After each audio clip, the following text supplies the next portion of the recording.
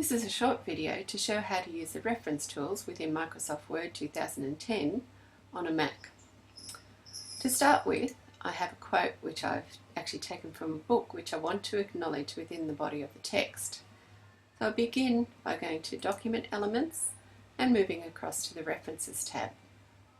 Here I can select a number of different reference styles, but I'm going to stay with APA in this instance and begin to manage my citations.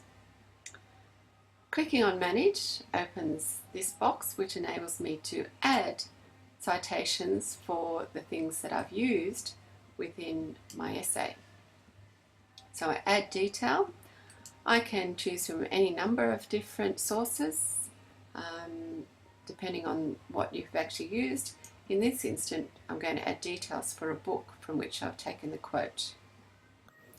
Once I've finished the details, filling in as many of the fields as I can, particularly those with the asterisk, I simply click OK, and that places my citation within the body of my text.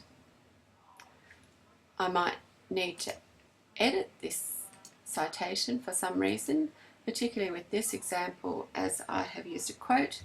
So I'm going to add that I've taken something from page 32 and that updates within my citation on the page.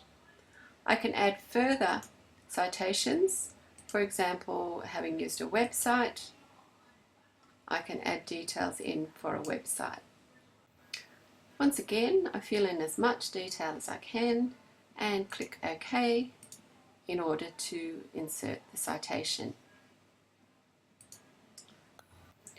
Once I have the citation list, I can use it multiple times.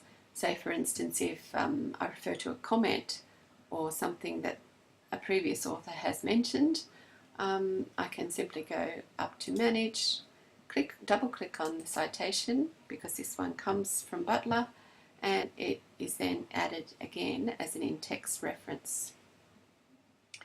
Having finished my assignment, though it's not very detailed, I can enter my bibliography.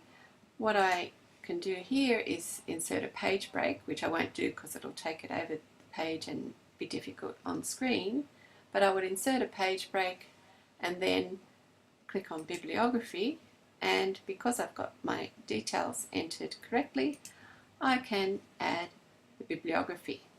This then shows the sources that I've used for this particular assignment in full detail. So that's a short rundown on using Microsoft Word 2010 on a Mac and the reference tools.